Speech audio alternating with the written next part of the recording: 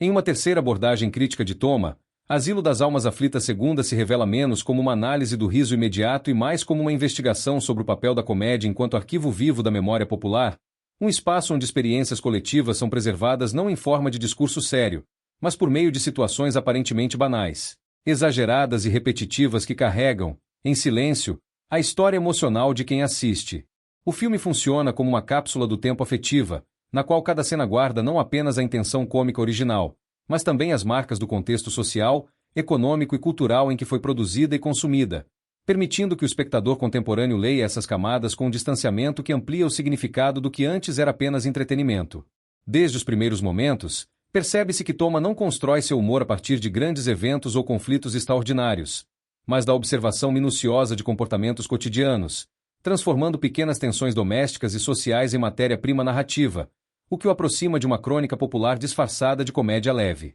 Cada personagem atua como um fragmento desse arquivo coletivo, representando tipos humanos reconhecíveis que atravessam gerações e contextos, e é justamente essa recognoscibilidade que garante a permanência da obra no imaginário do público. Em Asilo das Almas Aflitas II, o conceito de asilo ganha uma dimensão ainda mais simbólica, pois o filme se apresenta como um lugar onde memórias emocionais encontram abrigo, um espaço narrativo em que frustrações, sonhos modestos e pequenas vitórias são preservados por meio do riso, evitando o esquecimento e a indiferença. Ao analisar determinadas cenas em detalhe, fica claro que muitas situações funcionam quase como registros etnográficos do cotidiano, capturando gestos, expressões e dinâmicas sociais que dificilmente seriam retratados em narrativas mais solenes. E é nesse sentido que o humor se torna uma ferramenta poderosa de documentação cultural. Comparado a outras produções humorísticas que buscam impacto imediato ou relevância momentânea, Toma se destaca por sua capacidade de acumular significado ao longo do tempo, permitindo que o espectador retorne às mesmas cenas e descubra nelas novas ressonâncias,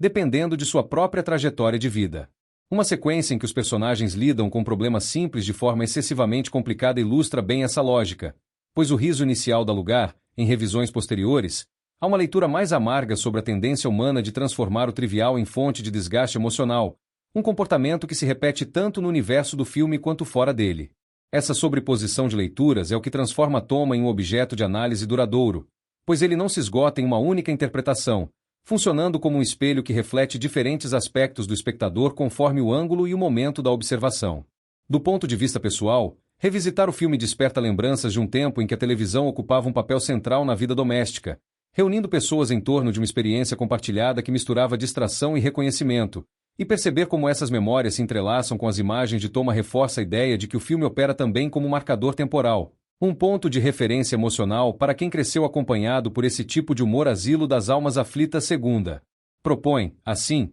uma leitura em que o riso não é apenas resposta imediata ao estímulo cômico, mas um mecanismo de preservação da memória, uma forma de manter vivas experiências que, de outro modo, seriam descartadas como insignificantes. Ao longo da obra, a ausência de grandes transformações narrativas reforça essa função arquivística, pois a repetição não é vista como falha criativa, mas como estratégia de conservação, garantindo que determinados padrões de comportamento permaneçam acessíveis e reconhecíveis ao longo do tempo. Em comparação com comédias mais recentes, que muitas vezes apostam na fragmentação e na velocidade para capturar a atenção do público, Toma oferece um ritmo mais estável e contemplativo, convidando o espectador a permanecer, a observar e a se reconhecer nas pequenas variações de situações já conhecidas. Essa disposição para a permanência é o que sustenta a ideia do asilo simbólico, um lugar onde almas aflitas encontram não a cura definitiva, mas a possibilidade de serem vistas, lembradas e compartilhadas por meio do humor. Assim, Toma se afirma como uma obra que transcende sua função original de entretenimento,